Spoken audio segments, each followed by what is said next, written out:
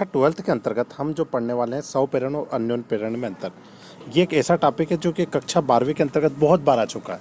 सौ पेरण और अन्योन पेरण, ये देखिए, ये सौ पेरण और ये अन्योन पेरण।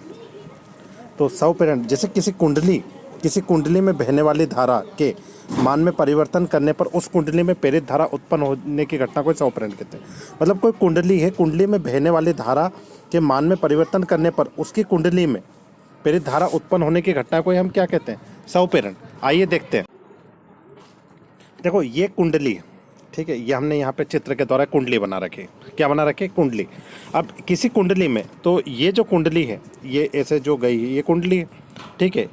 इस कुंडली के अंतर्गत कि बहने वाली धारा के मान, मतलब ये जो धारा है, ठीक है, इस धारा के मान में यदि हम परिवर्तन करते हैं, क्या करते हैं? परिवर्तन करते हैं, तो इसमें एक प्रेरित धारा, कौन सी धारा? एक प्रेरित धारा उत्पन्न हो जाती है। इसी को हम क्या कहते हैं? इसी घटना को हम कहते हैं सौ पेरण। क्या कहते हैं? सौ पेरण। और अन्योन पेरण किसे कहते हैं? अन्योन पेरण, देखो, ये किसी कुंडली में बहने वाली की धारा, मान लो अब इस कुंडली, ये यहाँ पे देखिए, अन्योन पेरण में क्या रहेगा? इस कुंडली में बहने वाली धारा के मान में यदि परिवर्तन करेंगे, जैसे जैसे हम यहाँ पे परिवर्तन करेंगे, तो उसके पास रखिए, ये देखो, ये पास में रखिए कुंडली में दूसरी कुंडली में प्रेरित धारा उत्पन्न हो जाती है, तो इस घटना को हम कहते हैं अन्योन पेरण। तो सौ पेरण में आप क्या लिखोगे? सौ पेरण में आप लिखोगे विद्युत चुंबकीय पेरण की वह घटना जिसमें किसी कुंडली में प्रवाहित होने वाली धारा में परिवर्तन करने पर स्वयं कुंडली में ही प्रेरित धारा उत्पन्न हो जाती है, सौ पेरण कहलाती है। ठीक है। अच्छा, जस्ट अभी देखा सेकंड अंतर। सौ पेरण में एक कुंडली होती है और इसमें कितनी कुंडली होती है? दो। सौ पेरण में एक कुंडली होती है और अन्योन पेरण में कितनी कुंडली होती है? दो। देखो, किसी कुंडली में बहने वाली धारा के मान में परिवर्तन होता है, तो पास में रखी कुंडली में प्रेरित धारा उत्पन्न होने की घटना को अन्योन पेरण कहते हैं। चलो आइए ये देखिए, सौ पेरण में एक कुंडली, कितनी कुंडली? एक। अन्योन पेरण में कितनी कुंडली? दो। तो एक डिफरेंस ये हो जाएगा। सौ पेरण, देखो, सौ पेरण में आप ये सौ पेरण में क्या लिखोगे कि इसमें एक कुंडली होती है। सौ पेरण के लिए सिर्फ एक, सौ पेरण के लिए एक ही कुंडली की आवश्यकता होती है। अन्योन पेरण के लिए कितने कुंडली की आवश्यकता होती है? दो कुंडली की। कितनी? दो। ये प्राथमिक कुंडली और एक द्वितीयक कुंडली।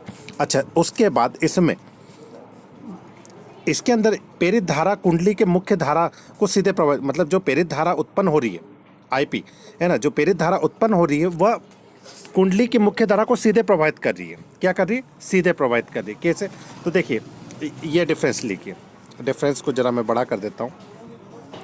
देखिए, प्रेरित धारा कुंडली को मुख्य धारा को सीधे प्रभावित करती है।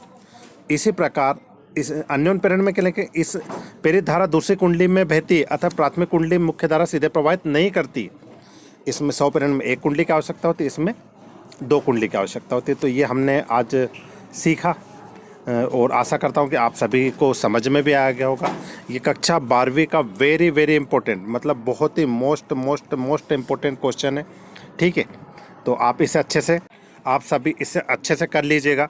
अब जैसे सौ पेरण से संबंधित गुणांक को सौ पेरण कहते हैं। सौ पेरण से संबंधित जो गुणांक रहेगा उसे ही क्या कहेंगे? सौ पेरण। और अन्योन पेरण से संबंधित गुणांक को अन्योन पेरण कहते हैं। तो कक्षा 12वीं के अंतर्गत, कौन सी कक्षा?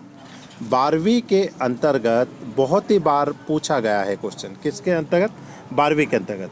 ठीक है, तो आप वेरी वेरी वेरी IMP समझकर इसे जितनी जल्दी हो सके कर लीजिएगा। जय हिंद, जय भारत। आशा करता हूँ ये समझ में आ गया होगा।